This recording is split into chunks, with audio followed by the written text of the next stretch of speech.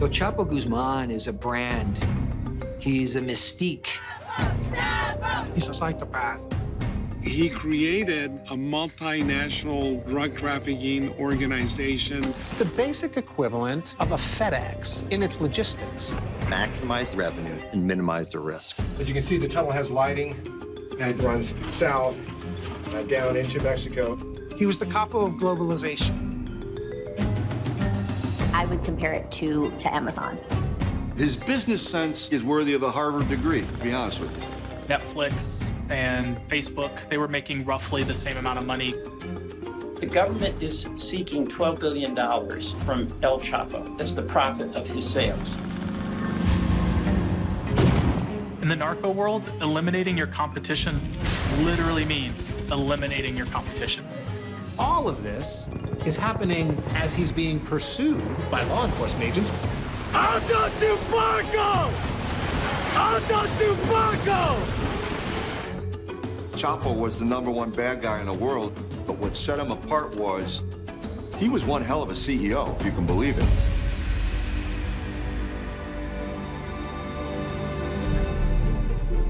How did he get to where he was? And once he got there, how did he hold that power for that long?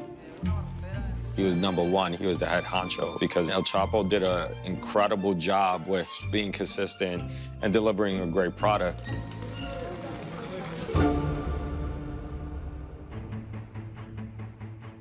There are 192 million people that consume marijuana on a regular basis worldwide.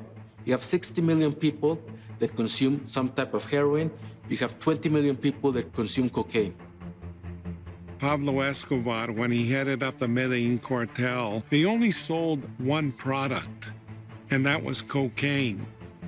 Chapo Guzman, on the other hand, traffics in marijuana, heroin, cocaine, methamphetamine, fentanyl. So Pablo Escobar, in comparison to Chapo Guzman, is a choir boy. Chapo Guzman undoubtedly is the biggest drug trafficker that the world has ever known. Before he rises to the rank of CEO, Joaquin Guzman Loera begins his career in the rural state of Sinaloa, Mexico, where he learns about readily available products early. The Golden Triangle, where 3 Mexican states come together, Sinaloa, Durango, and Chihuahua in the Sierra Madre Occidental Mountains, has long been effectively abandoned by the central government in Mexico. The people there live in incredible poverty, grinding privation. There's no law enforcement, so to speak, and there are no real economic opportunities. So Guzman's young years, he describes kind of growing up in a world in which it was completely normal for a family to have its own mini plot of marijuana or opium poppies. You would squeeze the gum out of the poppies, and that would then be used in the production of heroin.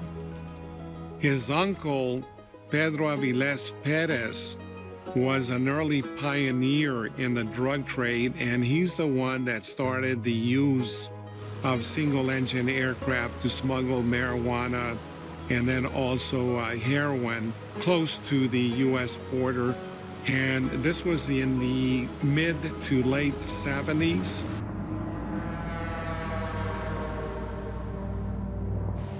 He got involved with these individuals at the beginning of transporting marijuana or growing marijuana. And he knew who was running the operations, and he tried to get closer to them. And he did. He was very successful. That's where he learned the exchange of products. El Chapo's nom de guerre, or his nickname that he's had since he was a child, is El Chapo, and it literally means short, fat. And he hates the name El Chapo. He prefers his given name, Joaquin, and he's actually executed some people that have called him El Chapo if he's in a bad mood. He worked in Jalisco as well. That's very significant because that's where the real base of the cartel operations in Mexico were. That's where Felix Gallardo was. And that's when they became close. Felix El Padrino Gallardo is the boss of the Guadalajara cartel, Mexico's only large-scale cartel in the 1980s, which deals mainly in one product. The Guadalajara drug cartel is the first time in which the drug trade gets corporatized, so to speak, in Mexico. It begins as a massive, massive marijuana operation. They dabble in a little heroin here and there. And at that time, there was a huge addiction population in the United States. There was a huge demand, obviously, for cocaine. And the drug cartels in Mexico knew that in order to be resilient, they had to have other products other than marijuana and heroin. Today marks a major victory in our crusade against drugs. In the early 80s, the Reagan administration was like, no more. They cracked down on Colombian cartels, and in particular, the way that Colombian cocaine moved, which was really a sea route, the Caribbean Sea into southern Florida.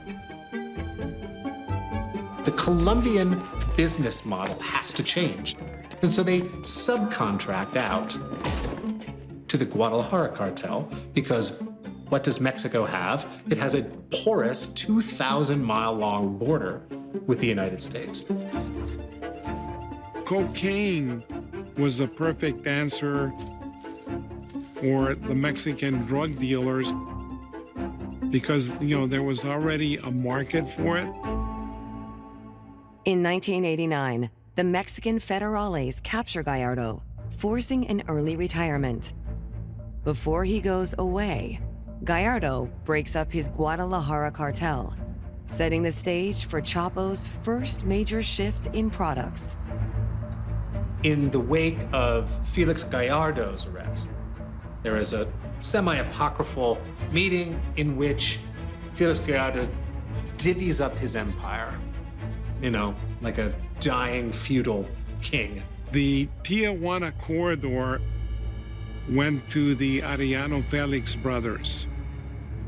The Juarez corridor went to Amado Carrillo Fuentes, and the Sinaloa corridor went to Chapo Guzman. It is in the demise of Guadalajara that Guzman really kind of strikes out on his own. And it's at that point that Guzman makes his first big pioneering move.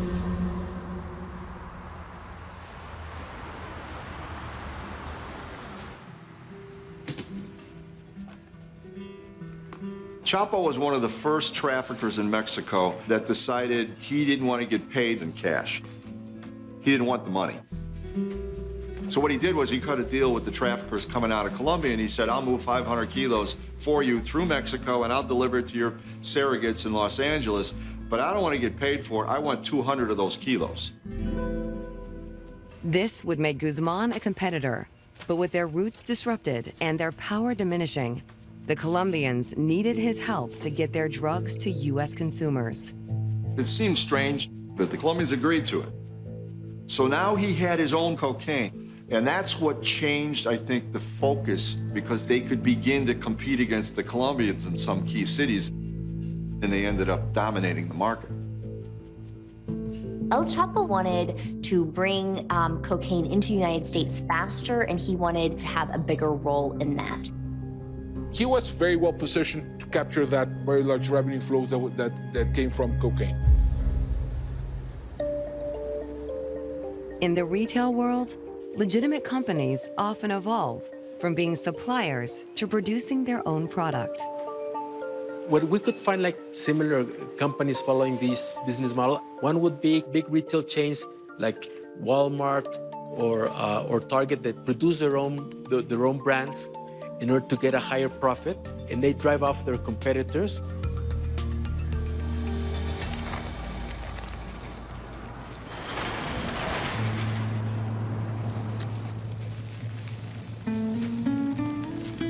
The interesting thing was that El Chapo moved into methamphetamine.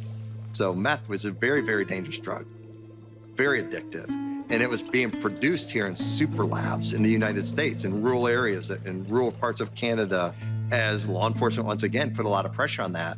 Mexico and the Mexican cartels realized, you know what, this is a void that we can just take over the manufacturing right here in Mexico. Methamphetamines, it was so easy to do at the time in Mexico because you could buy these chemicals that are needed without any issues. And yeah, they started taking over. A lot of companies do start just primarily as distributors, and then they start to realize that they can also produce those same items. So a really good example of a company that has done that is actually Netflix. They start in the early 2000s of just distributing movies, taking things that other people have made and started to sell those either through DVDs or now through streaming. And today, Netflix is one of the strongest producers of films. And so they create their own in-house studio, and they actually start producing and also distributing their own material as well. The reason that Guzman started to engage in the manufacture of synthetic drugs is because it was less risky for him. They didn't have to engage in crop cycles. And apart from that, they controlled every facet of the manufacture and production and distribution of synthetic drugs. Meth is very high profit. The volume of the illegal drug that we're smuggling in is smaller, so it's easier to conceal and hide, and the profit margin is huge. Making a kilo of meth will cost between $300 to $500 in Mexico, but by the time it finally crosses the border into the United States, that same kilo, once it's divided, that can sell for upwards of $60,000. It's wild to think about that. There are a lot of legitimate companies that have markups that are similar to the markups that we see in the illegal drug trade. Things like sodas that you get at a restaurant cost the company pennies to make, but you end up buying it for $2 or $3. Dollar-wise, it doesn't seem like a really large markup, but percentage-wise, you're talking about 1,000% markup. What you're seeing is something of a shift from plant-based substances into synthetic substances. That does change the game in some ways. Synthetics is a winner for El Chapo, especially in Jalisco, where you have these beauty products laboratories. So if you're an illegal operation and want to say that you're making beauty products and you buy a machine to do pills, you're able to be like a wolf under the sheep's skin in these industrial hubs. They're registered as beauty products, but they produce illicit drugs. In a strategic move, Guzman decides to push his new product using a bait and hook technique, similar to those used by legal companies. So you see it at Costco if you're going and getting a free sample of, say, pretzels. You may try a little bite of it, but then the hope is that you buy an entire box of pretzels later. Also, Purdue Pharma did that with Oxycontin, where they'll give you a 7-day or a 30-day trial in the hopes that you'll try it, realize it's a good product, and then you'll end up consuming a lot of it later. Very similar to what El Chapo is doing. El Chapo creates a homegrown meth that he passes out as free samples. You know, here's your cocaine and a free sample of meth. This is quite a lucrative business. You know, it's the free month trial of Amazon, only far more addictive. He was very intelligent when it came to how to operate a business. He was constantly looking out and then looking back inward with a focus, again, to the United States of America and what he could bring in terms of new product.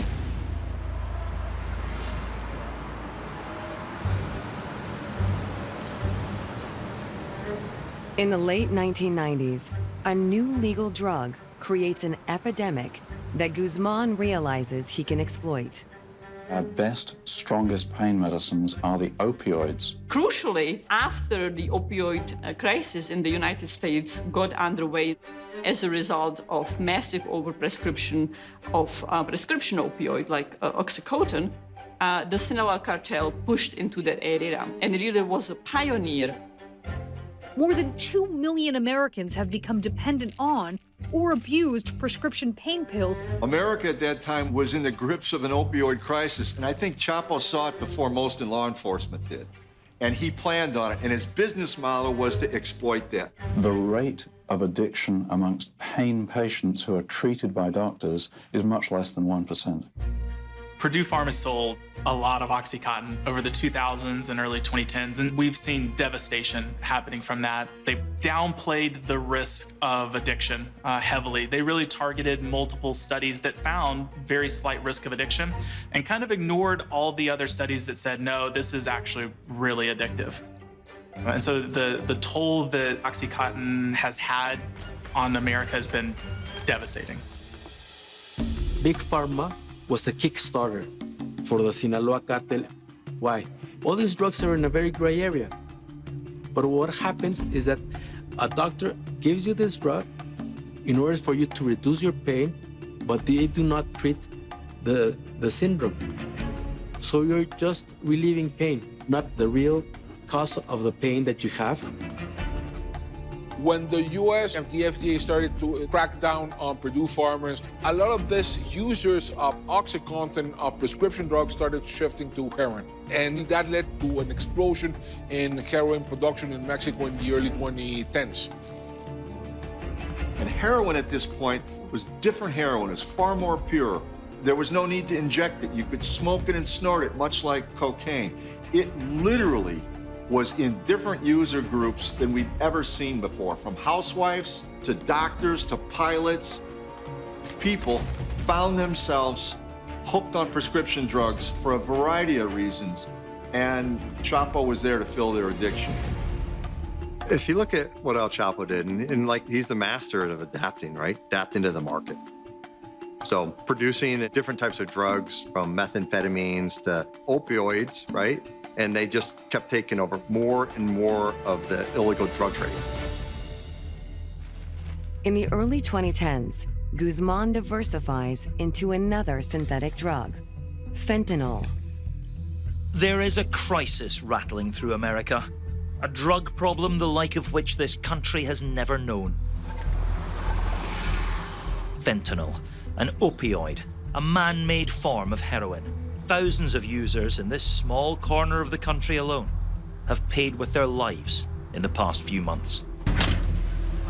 Los mexicanos, y particularmente el cártel de Sinaloa, se han vuelto expertos en la elaboración de esta sustancia que también es un opiáceo, pero es mucho más potente que la heroína. Chapo Guzman determined that they could manufacture fentanyl with great ease, keeping in mind that fentanyl is 50 times stronger than heroin and 100 times stronger than morphine. Synthetic drugs such as fentanyl are enormously potent per weight. So if it takes a few trailer trucks of cocaine to supply the entire US market for a year, it will take only a tiny fraction of one trailer truck to supply the entire US market for a year with fentanyl. 1 kilogram of fentanyl produces 1 million fatal doses. So El Chapo establishes himself as the quintessential one-stop shop to get all the drugs you want. You can get everything in one place. Any drug that you can think of, and if you can't think of it, he's thought of it. The Sinaloa cartel, they know that by getting into diversification of their product line, that they can be more resilient and they can expand their business just like any global corporation. My favorite example of a kind of a legitimate company having a diverse product line is the Walt Disney Company. Starting with cartoons and then moving into movies, then all of a sudden they're selling theme parks. Today they're selling toys, they have cruise lines. They're investing in other production companies. They really have kind of their foot in a lot of different areas. So then that way, if something were to decline, like the cruise industry shrinks down, they don't have to worry about it. They still have movies and they still have theme parks. And so they're able to move around between different markets. En el caso del Chapo, su visión estratégica le permitió mantener un control distinto de las zonas de producción, de modo que siempre tenía asegurado el abastecimiento de la mercancía. Si no era en un lugar, la podía traer de otro sitio.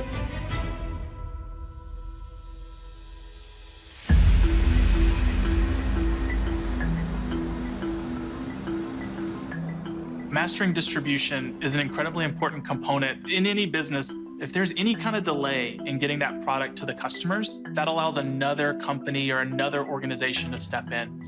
So mastering the distribution channels to make sure that your product gets there very quickly is one of the ways that cartels can ensure that they're incredibly profitable.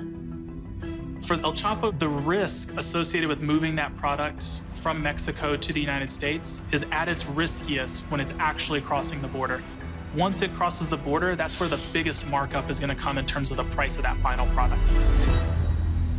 They want to maximize their revenue and minimize their risk.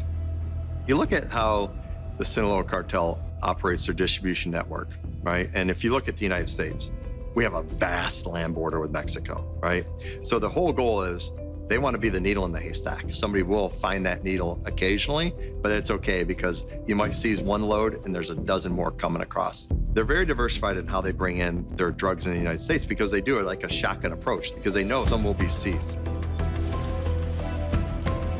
The cost of doing business when it comes to drug trafficking, it means that you may be investing millions of dollars in a shipment that never makes it to the United States. So you actually have a system in place that allows for huge losses. That is the cost of doing business when you're trafficking drugs over the border. Because the drug seizures mean a lot of the distribution process is out of Guzman's hands, he works to control as much as he can, taking a cue from legal businesses.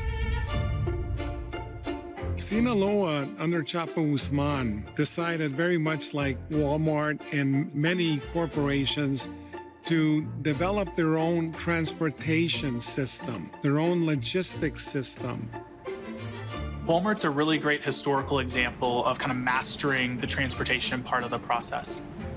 As Walmart gets bigger, they realize that all of a sudden they need more control over the process. So they start their own trucking industry, they have their own drivers, their own fleet. And so that allows them to really make sure that products get to the consumers as quickly as possible, rather than waiting on another company or outsourcing your trucking industry to someone else. It gives them full control. El Chapo was all about cutting costs. It means that he bought his own jets so that he could bring drugs into the US. He had his own pilots. He bought trucks. He bought maritime ships. He had sea captains that would take his ships anywhere around the world. It was much cheaper because he didn't have to pay a middleman. So here's a guy, he's functionally illiterate. He rises over the course of 30 or 40 years to run a criminal enterprise that is the basic equivalent of a FedEx in its logistics. So Chapo Guzman is doing everything that FedEx is doing, but illegally. He is in charge of an operation where the product comes out of the jungles of Colombia. It is transshipped over borders to Mexico. It is divvied and repackaged and warehoused and, prepared for travel. It is then smuggled by every means you could possibly imagine over the border. And by every means, I mean inside false compartments in cars, in the back of tractor trailers, stuffed down the blouses of women, inside statuettes of Jesus, inside crates of meat. All of this, of course, is happening not only as he's being pursued by law enforcement agents, but in rivalry with murderous colleagues.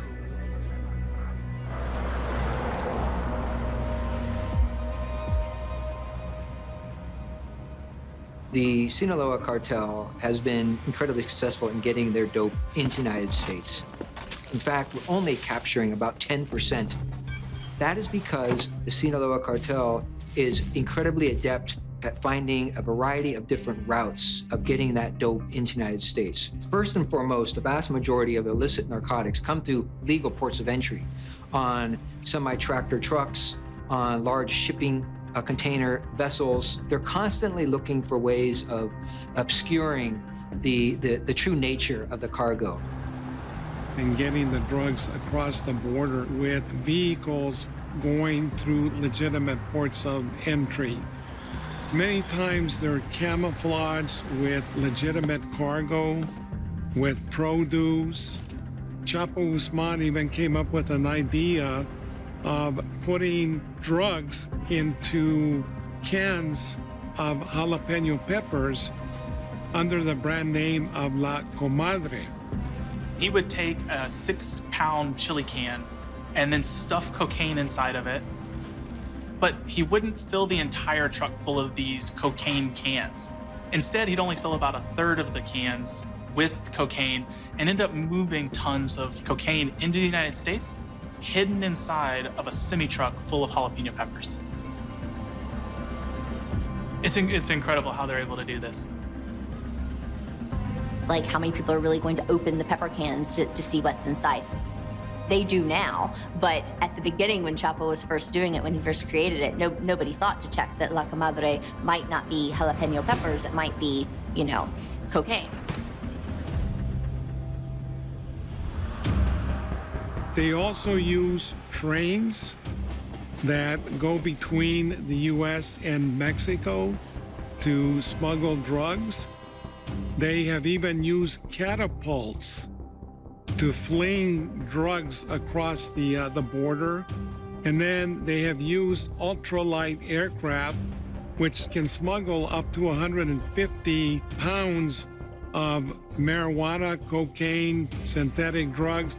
So they have a vast array of smuggling techniques.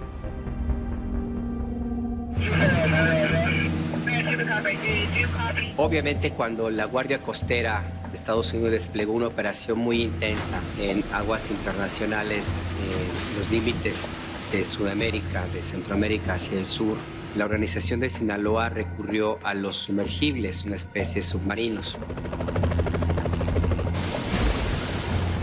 ¡Alto tu barco! ¡Alto tu barco! So semi-submersible vessel is basically like a submarine, but it doesn't have the sophistication to actually go all the way under the water. It has to have a ventilation system that pops up out of the water so that they can actually be able to breathe. It's ingenious. $1 million it would cost on a vessel that they use one time. They just scrap it when they're done.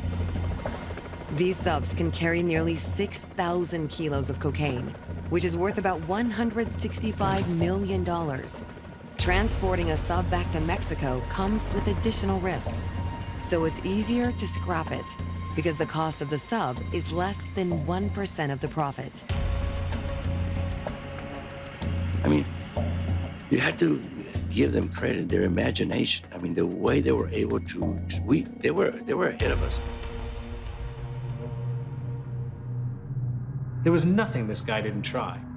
He started using tunnels to move cocaine, not through the border with the United States, but under it. And so he becomes quite proficient at hiring the right people and setting it up to make these tunnels. The engineers who he hires are really sophisticated guys. You're talking about, you know, architects with university degrees. El Chapo rightfully deserves the nom de guerre, a moniker, the king of the narco tunnels. These are very large tunnels, very sophisticated, that German tunneling engineers helped the Sinaloa cartel develop, that are replete with lighting, ventilation, hydraulic pumps to remove groundwater, in some cases elevators. Chapo Guzman's tunnel builders could build a tunnel a mile long with a deviation of maybe a quarter inch, and it would take into account the curvature of the earth. So they were able to pinpoint, for example, a warehouse in the San Diego area very easily and come out exactly where they wanted to come out. As you can see, the tunnel has lighting, and it does have good airflow, indicating that there's some type of ventilation system forcing air in from Mexico. Right here, we have a shaft that goes down about, we're estimating 60 to 70 feet at about a 45-degree angle.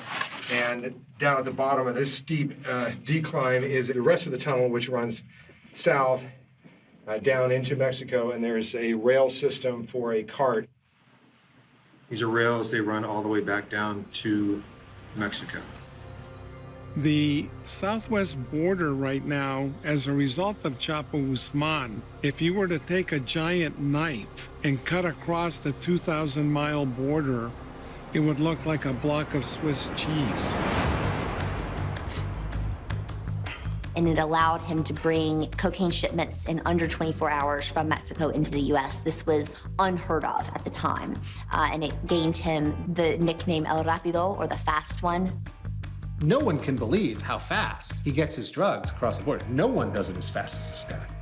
If you shotgun the border with 10 cars, each having 50 kilos in it, there's a pretty good chance half of those we're gonna get. But if you got that one load through the tunnel, and it's thousands of pounds of dope dispersed to the United States, it's a home run. And this goes back to the business sense he had. The larger the load he could get across the border, the higher the profit margin. Now, here's the dark side of the tunnels. He would pay Mexican peasants a lot of money, allegedly, to dig in those tunnels. But once those tunnels were completed, you never saw those people again.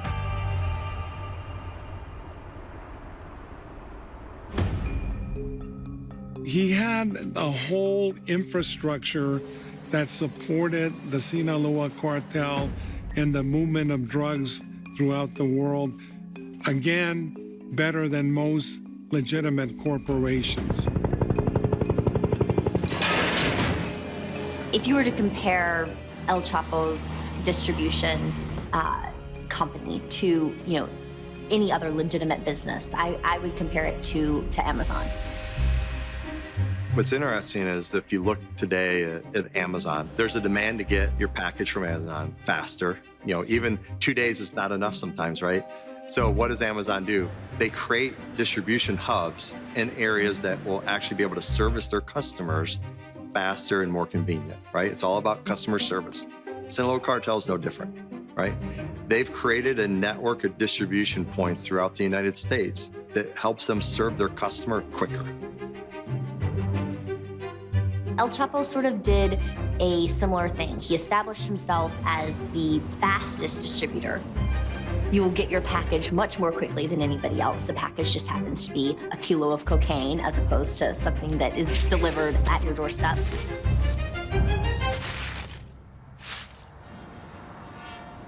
In the early 2000s, Chicago becomes Guzman's main distribution hub. And, why? For the reason that, Chicago was always the main distribution hub when it was cattle that they were moving into the stockyards and the rail yards. It's central. It's in the middle of the country. It's a perfect place to bring drugs in and send it out into the hinterlands or to the coasts. In Chicago alone, over 90% of the marijuana, cocaine, heroin, methamphetamine, and other synthetic drugs that are being sold on the streets while we're standing here have come from the Sinaloa cartel. Chapo and Sinaloa love Chicago, just like Fortune 500 companies do. It's such a strategic, logistical home run. In addition to that, it's probably fourth or fifth largest concentration of Mexican outside of Mexico. So when it came time to bribe and intimidate people, they had a source of people that were already assimilated in to society, doing legitimate work, and that they could then corrupt and intimidate into being their distribution network. Chapo Guzman, in my opinion, is the most dangerous criminal in the world. Second to none as far as I see it. At the current rate, someone is shot in Chicago every 2 hours, 19 minutes. A significant factor in the gun violence is the heroin trade. Chicago gangs get their funding and their power from narcotic sales. 100% of their narcotics are supplied by the Mexican cartel. The cost of doing business is sometimes your very life. In these communities, being involved is not fully voluntary. Yes, it puts food on the table for these families, but, you know, there's not another option. There's an expression, plata o plomo. So I can either take the bribe, the plata, the silver, or the bullet, the plomo, the lead. There is no middle way. There's no, I don't want to be involved. There's, you're involved or you're dead.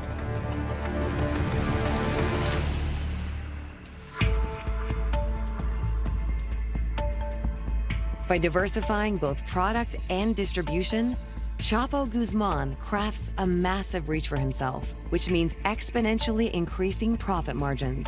If they take a $9 million shipment, 15 tons worth of product, that if they're able to get that over the border, they can sell that for upwards of $40 million inside of Los Angeles. They can sell it for almost $50 million in Chicago and close to $80 million in New York City. The further cocaine has to travel from its source, the more the smuggler can charge for it. So in about 2010, 11, Guzman starts making a big push into Canada because why? A kilo of cocaine is worth more in Toronto than it is in Chicago.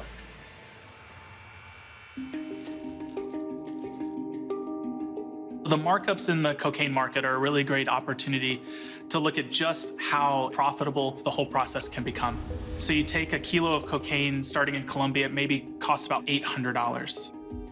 But then as it moves into Mexico, it may go up to $2,000. And then as it moves into the United States, on a wholesale side, it may triple, get close to $15,000. But then they start breaking it down and they move it into the actual smaller parts that are actually sold in the street. And that could be upwards of that same kilo, once it's divided, costing a total of maybe $122,000. You're talking about a markup that's essentially doubling, then tripling, then 7 times as much. By the time you get to the whole production process, you're looking at something like a 31,000% markup. And the Sinaloa cartel makes much more money than any petroleum company, than any other global enterprise, and that is why Sinaloa continues to flourish as a criminal enterprise. Most estimates of the Sinaloa cartel's revenues, kind of in the early 2010s, was around $2 to $4 billion. Very similar companies at that time were Netflix and Facebook. They were making roughly the same amount of money kind of in the early 2010s. But what do you do with the money? The money is both the point, but it's also a challenge because you don't just take the money and put it into your bank account. So you have to then hide the proceeds on the back end. There's this whole other part of the cartel infrastructure that doesn't get represented in the movies, right? And that's the accounting side.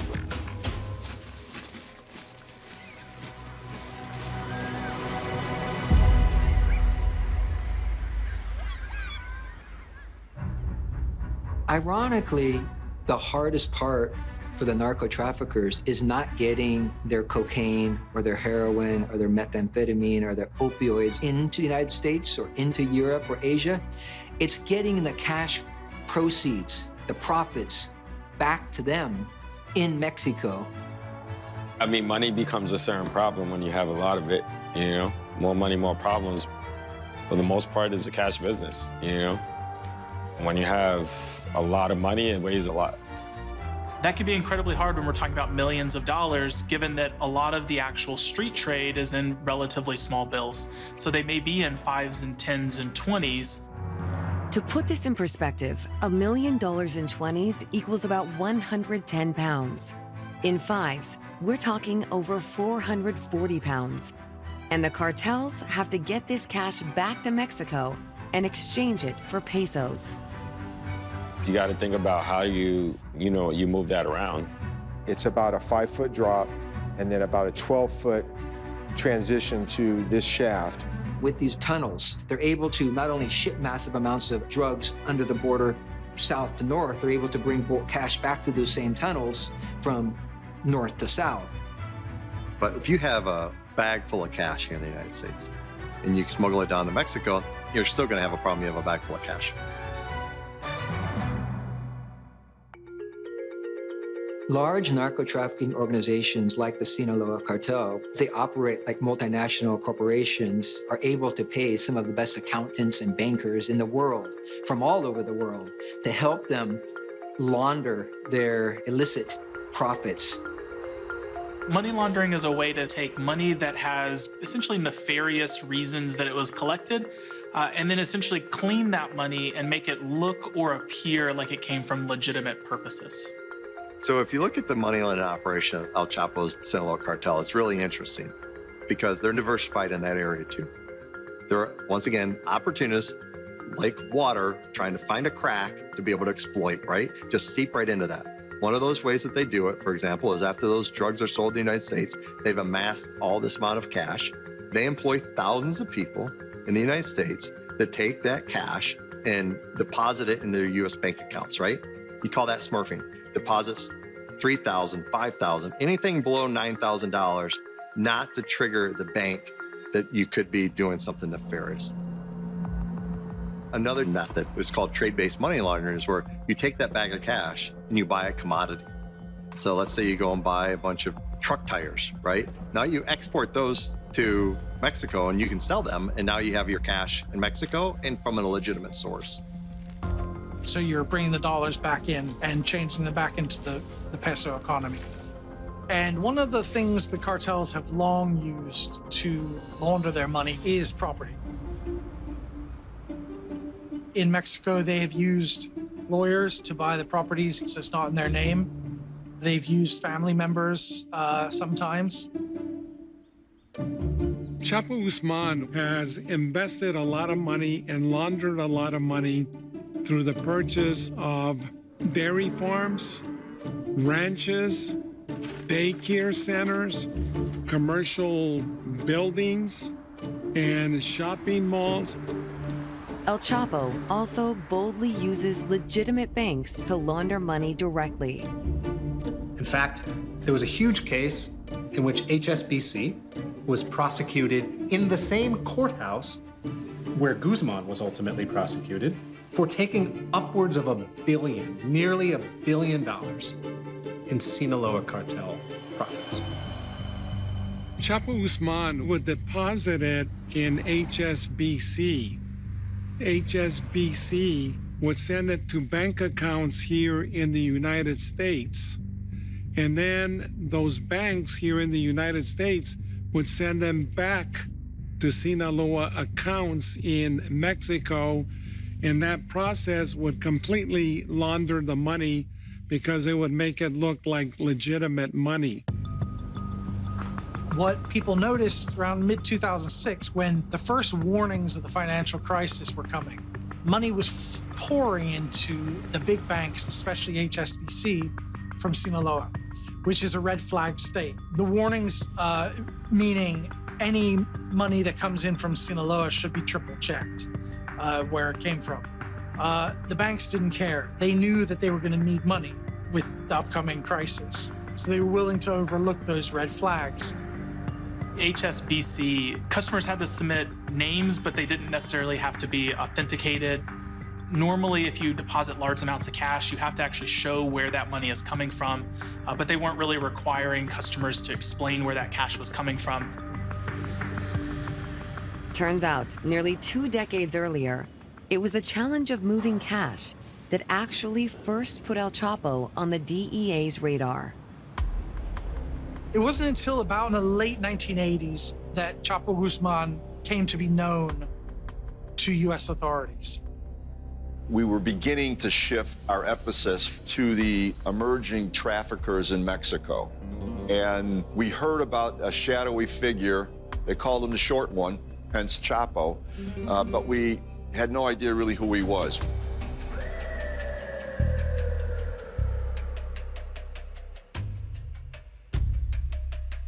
In 1989, his brother was caught in Arizona after driving across the border several times in a sort of relatively suspicious way.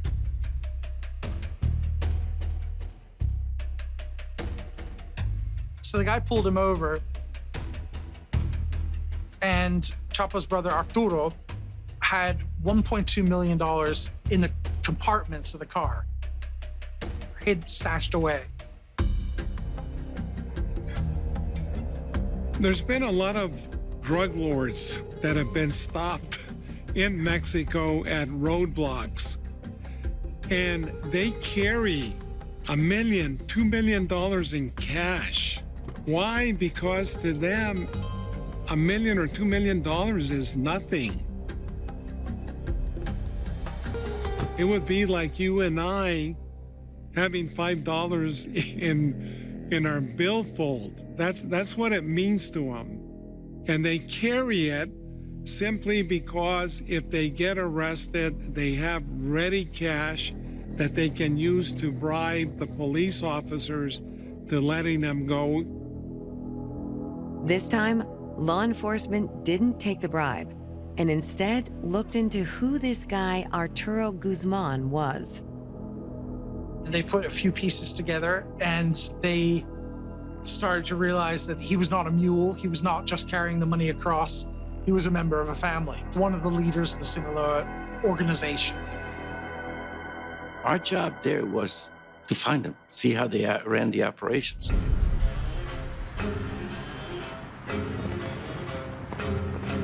Who was in charge of not only the production, who was in charge of the distribution, the money laundering, how did the money get around, who was controlling that, and who were the players. Like any business model, cartels have a very explicit structure and organization. And there are tiers and there are ranks, and you can move up through those ranks, and you can also kind of specialize in what you do.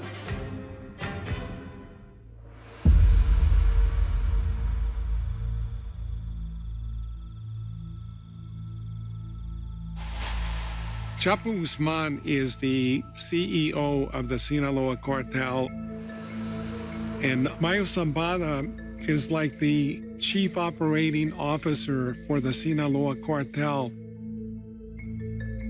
Like Chapo, he played really a tremendously crucial role for the Sinaloa cartel. Zambada was sort of the deputy, but a very powerful, very influential deputy to El Chapo.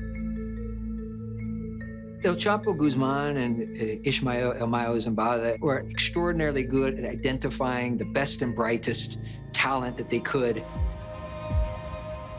He had 3 different lines of business. One was the financial side of the business, the people that would launder the money.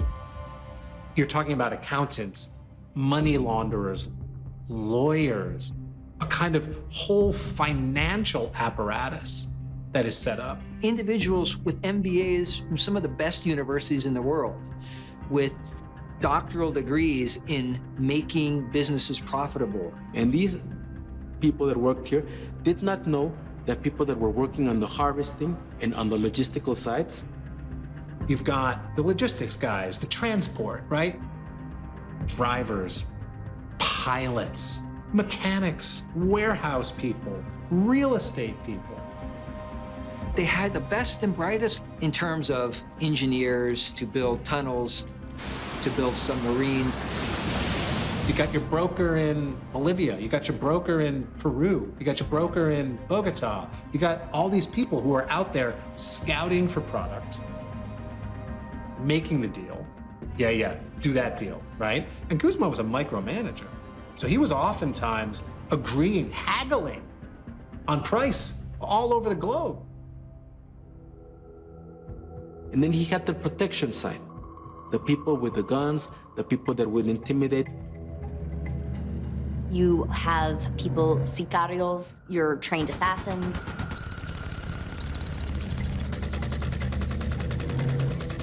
You have La Guardia, or guardsmen. These would be the people that might, surround an event as security.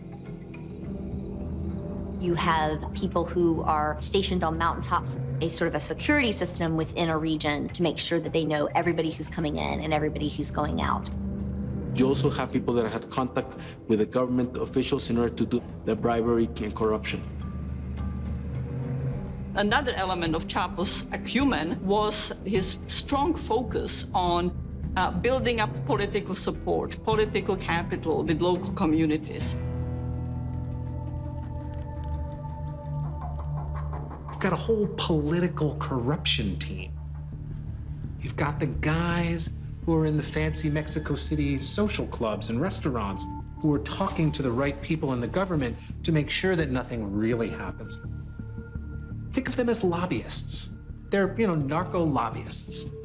Google does the same thing. Google's got a Washington team, right? All they do is plead their case to the lawmakers in Washington. Guzman had something similar, but on the dark side of the law.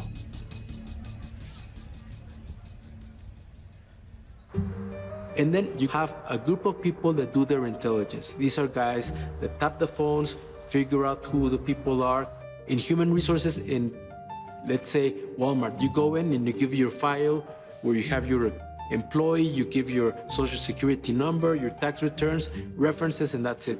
Here, the intelligence department does a little bit of a farther due diligence. They interview people, they tap your phone, and they look at who your neighbors are. They do a very thorough background check on you. And then they see the money that you have.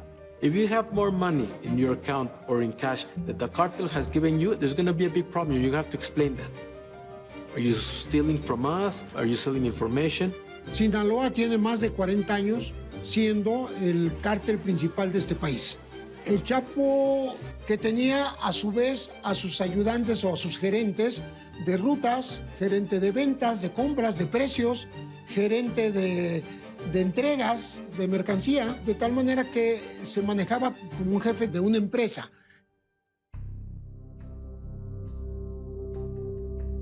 And it's broken up into components. And these components don't know everything that is going on in the Sinaloa cartel because he compartmentalizes the cartels. Having them separated enabled him that if somebody was caught in one of these transactions, they would not affect the other side of the business. You have people connected in myriad ways, many of whom do not work full-time for this criminal structure, which have a foot on the criminal economy and a foot in the legal economy at the same time.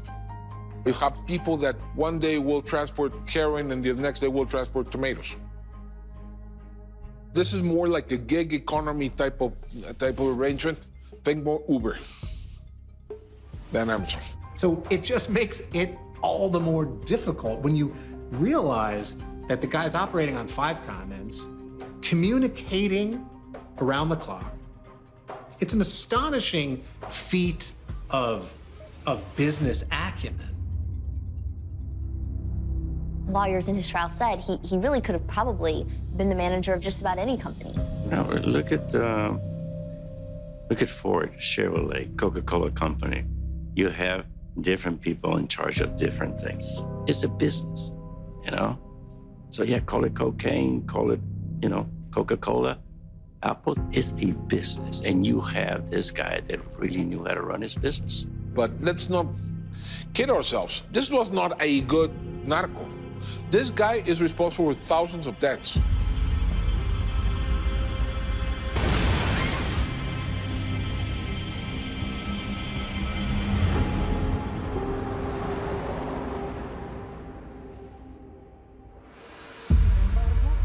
Despite his business acumen, Guzman is not always successful at staying ahead of the law. In 1993, he is arrested and sentenced to 20 years in a maximum security prison known as Puente Grande. But he doesn't step down as CEO. In prison, he basically lived like a king. He had everyone on his payroll, from the guards to the cooks, everything. And through his lawyers and his brothers, he continued to run the cartel. He was able to maintain communication with his co-conspirators to figure out how to grow his business, stay safe, build alliances, and kill his enemies. Guzman spends 8 years in Puente Grande. And it is only when the Mexican Supreme Court legalizes extradition to the United States, and it is suddenly possible that Guzman will be facing a much sterner form of justice in the United States, that he contrives to escape. He escaped in January 2001. How he escaped remains a little murky. The official version, and the one recounted by most journalists, is that he was rolled out in a laundry cart by a lower-ranking prison official. When Chapo Guzman escapes, he heads to the mountainous area in Sinaloa, and he's safe there because it's very difficult to conduct a raid by land because of the rings of security that he has. Cuando se escapó de la cárcel de alta seguridad de Puente Grande, duró 13 años en libertad, los 13 años en donde realmente hizo su gran fortuna, en donde realmente se convirtió en el capo de capos. He was the capo of globalization. He saw a market opportunity that would lead him to send scouts everywhere from Egypt to Thailand to Nigeria to Holland to Argentina, both to produce and to distribute and to traffic. He saw globalization opening doors that he'd never imagined. The Sinaloa cartel is like a furnace that has to be fed. Otherwise, the fire is going to die out, and that is the end of the Sinaloa cartel. So they have to continue to expand in terms of taking over territory, taking over business, and it's more like a hostile takeover than anything else.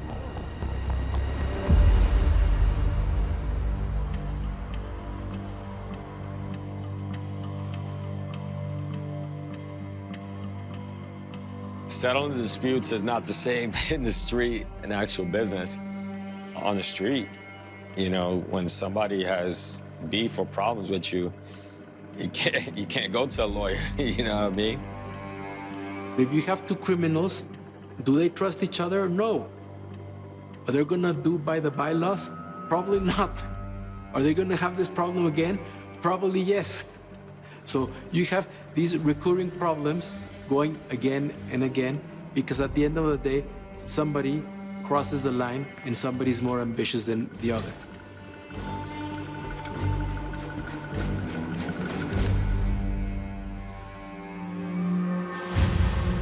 In the narco world, eliminating your competition literally means eliminating your competition. The way that business disputes and market share and territorial markets is done in this business is through warfare, through blood. 49 found dead outside Mexico's wealthiest city. Their dismembered bodies scattered on a highway leading from Monterrey to the Texas border. The victims are a casualty of the escalating fight over profitable smuggling routes into the U.S. El Chapo has repeatedly tried to seize over key drug trafficking access points to the United States that had for decades been the location of major rival groups, the Juarez Cartel and the Tijuana Cartel. When the Sinaloa cartel would do a hostile takeover of a rival gang's territory, they would kill the upper tier of that cartel. They would eliminate them because they didn't want them to initiate an offensive later on against them. In the mid-2000s, Chapo Guzman decides to acquire the rival Juarez cartel. So he tried to muscle his way into Juarez. He launched a savage war in Ciudad Juarez from beginning 2008. Between 2008 and 2011, 10,000 people were murdered in Ciudad Juarez. That's 1 in 130 inhabitants in that city. Chapo Guzman has always used violence to control his cartel, to basically go after his rivals. He's not just some poor kid from Sinaloa who got mixed up in the drug trade. By all definitions, he's a psychopath.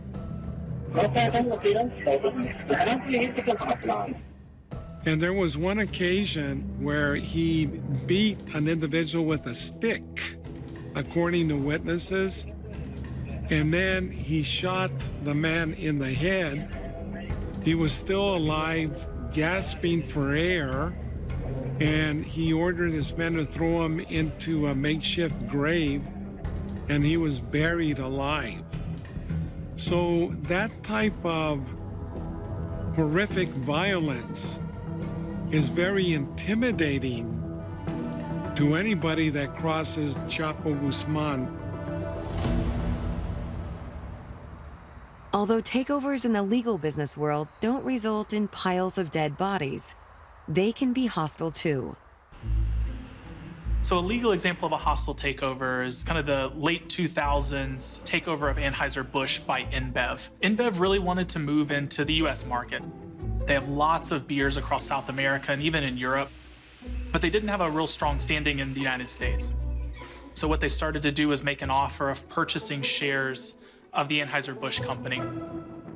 When Anheuser-Busch learned of InBev's offer to a majority of shareholders, they tried to fight the takeover with lawsuits. But in the end, the shareholders voted to accept the offer. So taking over Anheuser-Busch allows them essentially to capture about half of the American market, which is one of the richest markets in the world. One guideline about a hostile takeover is to make sure your own company remains cohesive during the proceedings. By that point, Chapo thought that you could wage war and maintain a base at home. As Guzman tries to take over Juarez, he faces an attempt at a corporate takeover from the inside. The Beltran-Leyva brothers were part of the core organizing leadership of the Sinaloa cartel, along with El Chapo Guzman and El Mayo Zambada. But there is a major falling out in the 2000s, 2008, 2009, between El Chapo and the Beltran-Leyva brothers. The Beltran-Leyva faction decided to split off, and Chapo doesn't want to put up with it, especially as the Beltran-Leyva brothers also try to put new allies. But like with any criminal enterprise, there's no honor among thieves. Ultimately, the brothers put a hit on El Chapo's son, launching a massive blood feud with the Sinaloa cartel. The homicide numbers just skyrocketed in 2008 when his son was killed, and they went to war. And what Guzman would often do is buy the local police forces, corrupt them, and turn them into his proxy armies on the ground. El Chapo Guzman was able to effectively and cynically use the Mexican military and the national police to fight some of his battles for him and to stand back and allow the Mexican authorities to effectively take out his competitors, either by arrest or by killing them in armed combat. Eventually, Arturo Beltran-Leyva was killed in a shootout with security forces. Hector Beltran-Leyva was captured in Cuernavaca. So they're pretty much a defunct criminal organization at this point in time. When these battles and these wars that left literally thousands of not just rival cartel members, but police officers and prosecutors and judges and completely innocent civilians in Mexico dead, El Chapo Guzman at that point had really established himself as being incredibly competent and allowed these other high-ranking narco-traffickers to effectively kill one another off. Yet as the violence soars, so do Chapo Guzman's profits, and he begins being featured in the mainstream financial press.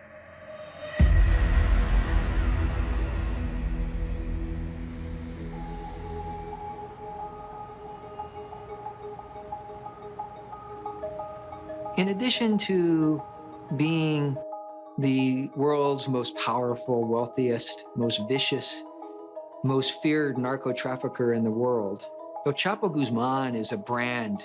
He's a mystique. The Americas has 50 billionaires, down from 63. The big news there is that we put on a drug trafficker, basically one of the biggest providers of cocaine to the U.S., and his name is Joaquin El Chapo Guzman Loera, and he is not available for interviews because he's on the run. He's one of the world's most wanted people. Forbes puts him on its list of richest people on the planet, Forbes Billionaire list. His number is 701 the first time. He's the 701st richest guy on the planet. And so all of a sudden, apparel starts showing up. Baseball hats with 701, t-shirts with 701. And those who know that that's his Forbes number. He really starts to become a figure of celebrity at that point. The guy loved being seen as this major tycoon that had global impact. And he loved the idea of being a legend, being in movies, being a celebrity. Like any other successful CEO, El Chapo understands the importance of branding and making sure that their reputation is well respected in the area. Drugs don't sell them motherfuckers self, you know. You definitely have to brand yourself. I think it's extremely important, you know, to bring that branding, that marketing into your game. The way El Chapo branded himself was like he's running everything. So you're always gonna trust the best product. He introduces branding with his initials JGL for Joaquin Guzman Loera, and thanks to Mexican popular culture, finds a good way to advertise. So El Chapo wants to be known as the big godfather, as the powerful figure, as the innovator. And that's one reason, so it's all his personal preference is one of the reasons why he invests in hiring singers and musicians to sing narco corridos about him, and often pays them a very significant amount of money to create songs about him. Narco corridos is a type of music dedicated specifically to drug traffickers and their exploits. They tend to talk about the bravado of killing someone. There are probably dozens of narco corridos on Chapo Guzman made by some of the most famous bands in Mexico. So if we think about the songs, the narco corridos, it's essentially advertising for the cartel. And they're gonna sing about the cartel in positive lights or things that benefit the cartel.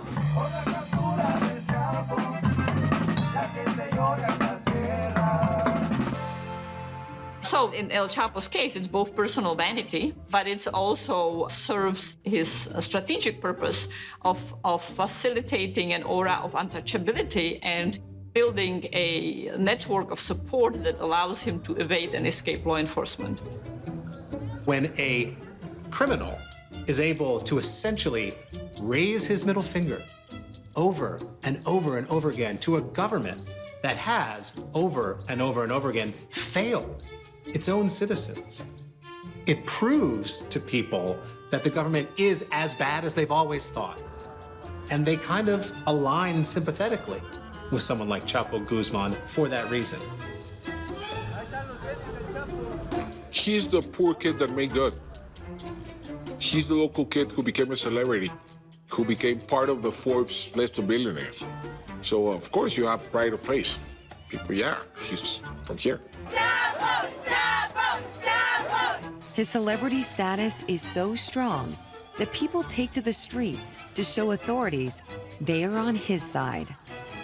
El Chapo knew how to reach the people.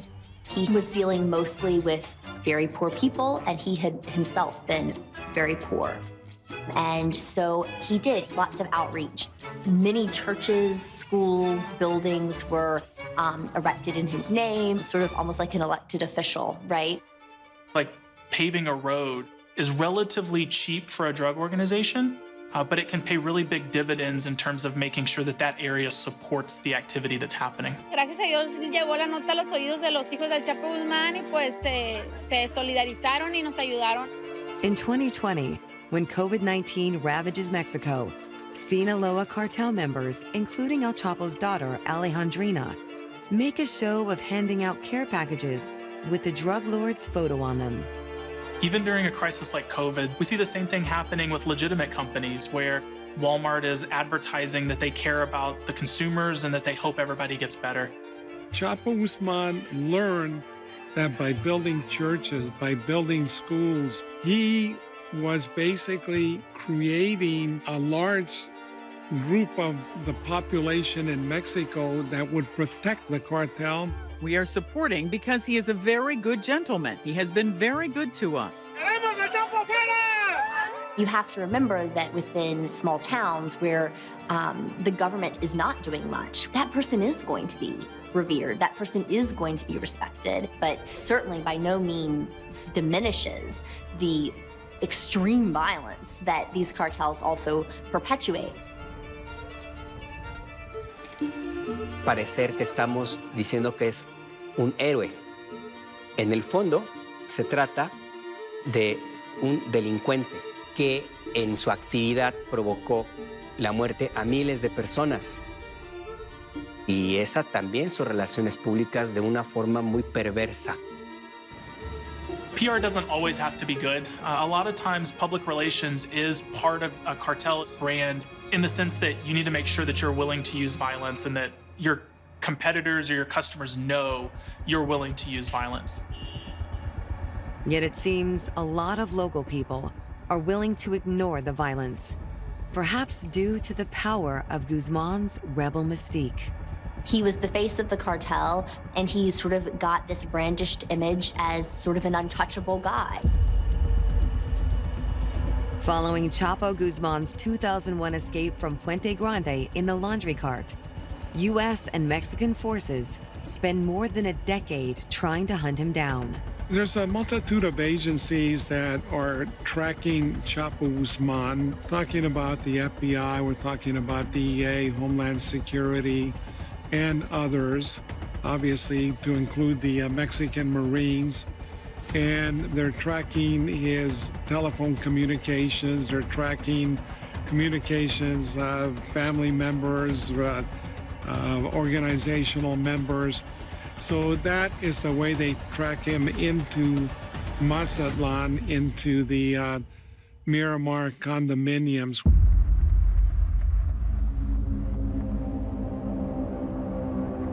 The Marines, they kick in the door, they subdue the lone bodyguard that Chapo Guzman has, and Chapo Guzman is in a bedroom with his wife and twin daughters. So he gives himself up, and that is the second capture of Chapo Guzman.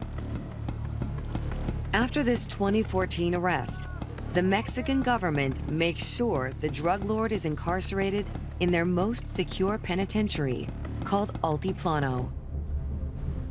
When El Chapo Guzman was finally caught the second time, his lieutenants immediately went to work on building what I certainly consider one of the most impressive tunnels of any sort that has ever been constructed. Members of the Sinaloa cartel, they buy a piece of property a mile away from the prison, and they start to build the tunnel. It's rumored to have cost approximately $2 million. It was an effort by, my understanding, very sophisticated German tunneling engineers. The pièce de résistance is that they lay a kind of railroad tracking and create this makeshift vehicle that is a kind of rail cart powered by a motorcycle.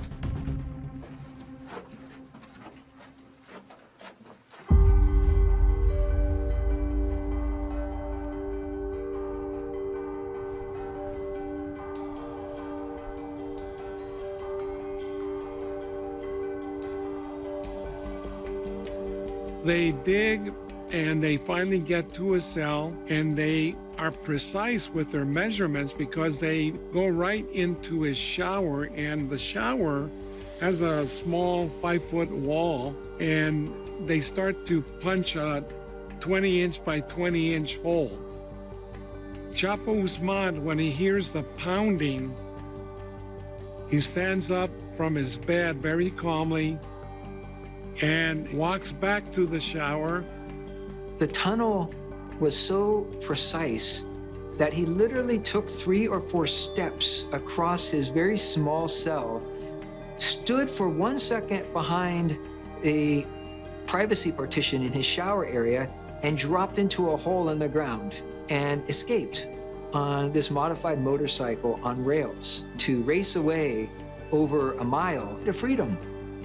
Chapo Guzman was taken by vehicle to a clandestine airstrip where a single-engine aircraft was waiting, and they took him back to Sinaloa within a few minutes. His ability to have engaged in these incredible Houdini-like escapes has created this folkloric image of him across the world.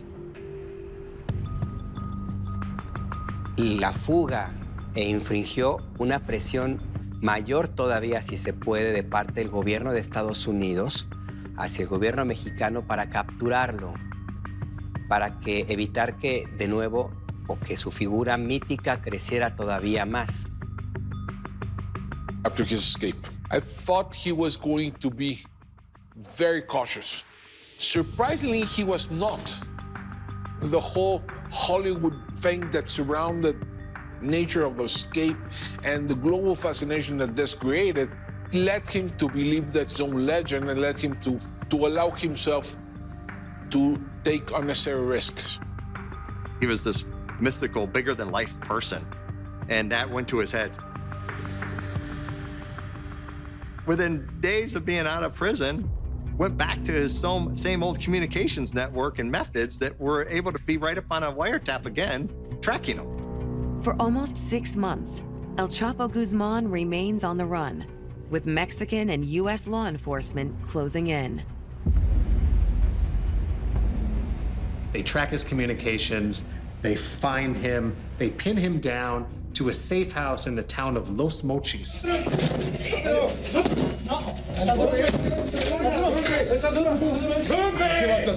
The Mexican Marines hit the safe house.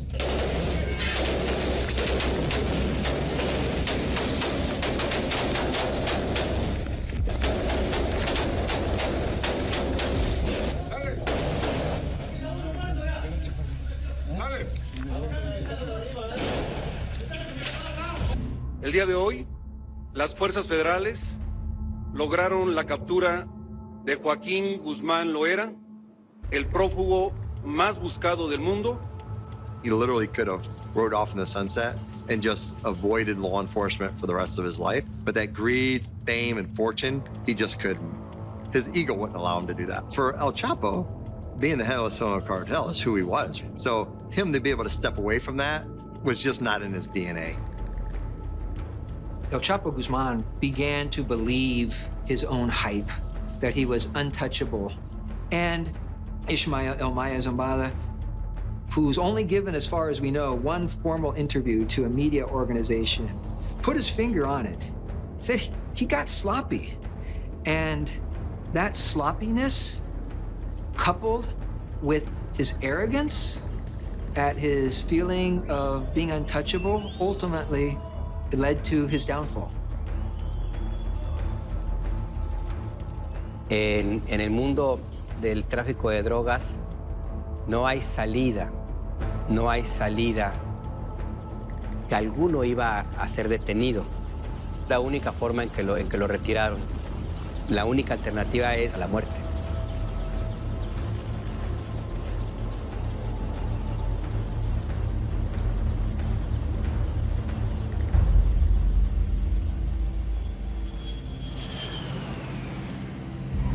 On January 19, 2017, the CEO of Sinaloa is extradited to the U.S.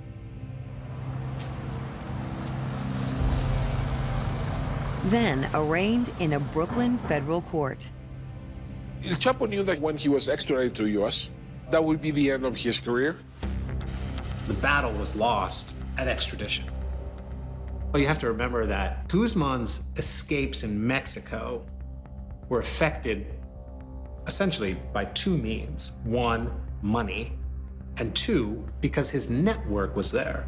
And the money and the network just weren't translatable to an American setting. And so once he hit American soil, it was over. The trial begins in November 2018. El Chapo's trial was unlike any other trial I've ever covered. So when you enter the courthouse, they had, bomb-sniffing dogs. They had snipers on the roof. Guzman faces 10 charges, including drug distribution conspiracy, conspiracy to launder narcotics proceeds, and engaging in a criminal enterprise. As part of that continuing criminal enterprise, he was accused not only of smuggling illegal drugs over the border and distributing them in the United States, but he was accused of using enormous and insane amounts of violence to keep his empire moving forward. What's interesting is we have this trial where El Chapo is extradited to the United States, but really most of the atrocities that were committed will never be accounted for because that would have had to take place in a Mexican courtroom and it didn't. And that's because of the levels of corruption there. So holding him accountable here, most of his crimes have truly gone unpunished. The trial against El Chapo was airtight. They had evidence. They had over 1 million text messages between cartel members. They had videos, they had photographs, they had seized shipments. They had 56 witnesses, 14 of whom had worked deeply within the cartel. The way that Chapo's lawyers went about defending him was essentially by attacking and attacking and attacking the witnesses who testified against him. So that was the essence of their defense. The trial was a spectacle in and of itself, perhaps culminating in the moment when the actor who played the young Chapo Guzman role on Narcos Mexico, a lovely guy named Alejandro Eda. ¿Cómo te dicen? Chapo.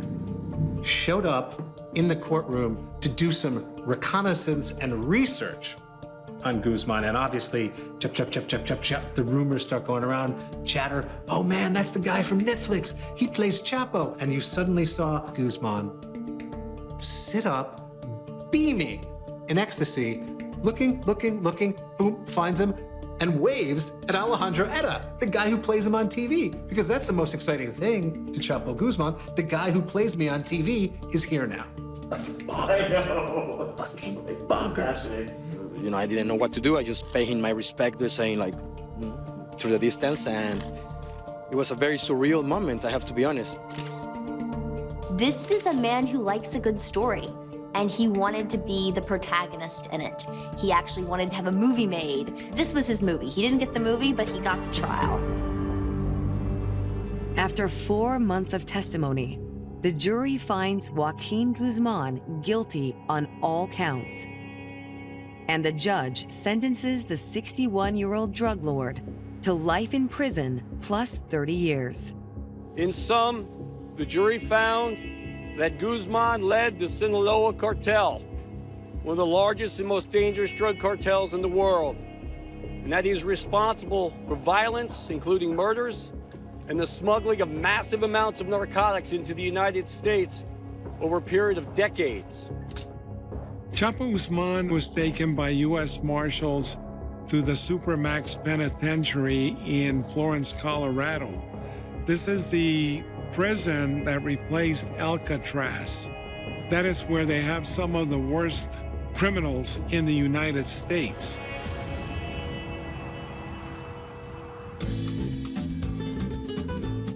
I think there's always been a lionization of outlaws in all cultures. Chapo has played that up.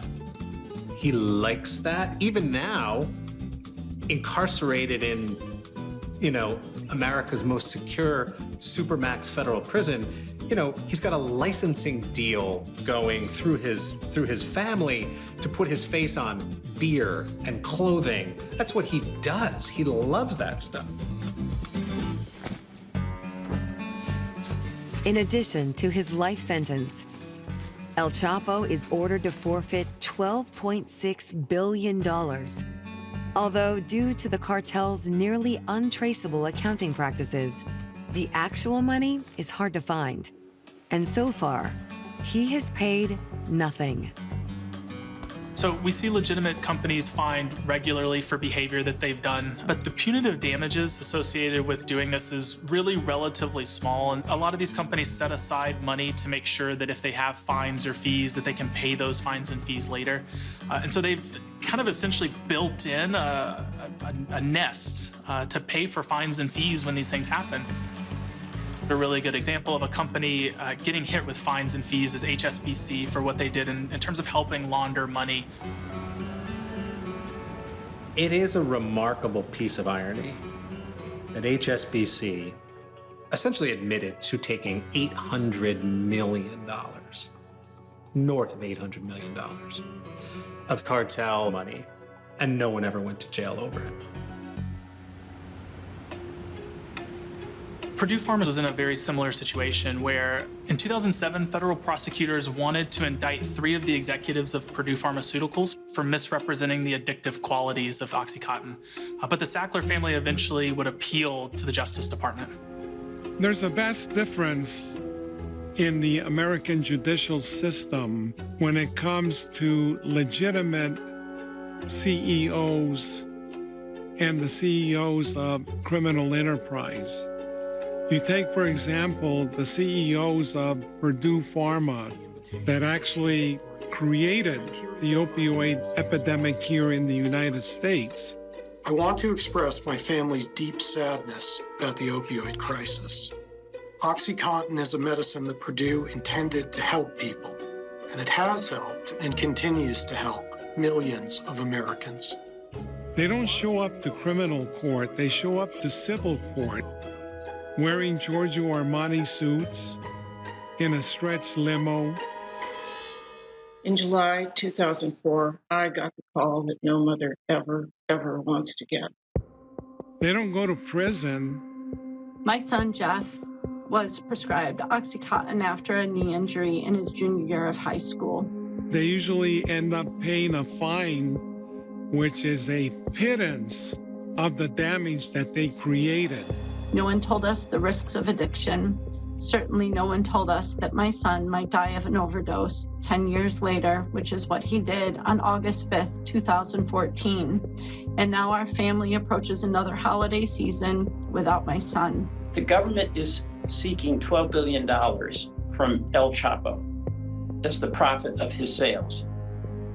The federal government audit of the Sackler family is that your family, you and your fellow members of the Sackler family, have $12 billion in profits from your aggressive marketing and sales of OxyContin. Is there any reason why that money, every single dollar, should not be returned and recovered by taxpayers for distribution to families? I don't think this is something I can opine on, actually. Purdue Pharma was issued a fine of about $600 million, which is actually only about 6 months worth of sales for OxyContin. Executives were basically given misdemeanor charges, and the Sackler family, which is a billionaire family, essentially got off scot-free. So no one individual is really held responsible for all those deaths that have occurred because of their marketing tactics, because of their misrepresentation. I don't think Chapo thinks too much about the consequences that his drugs do to society. I just don't think it's really crossed his mind that much.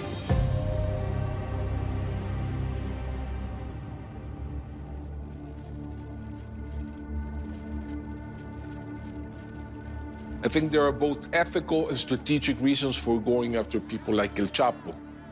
Ethically, because the guy should pay for his sins, for his crimes. most definitely.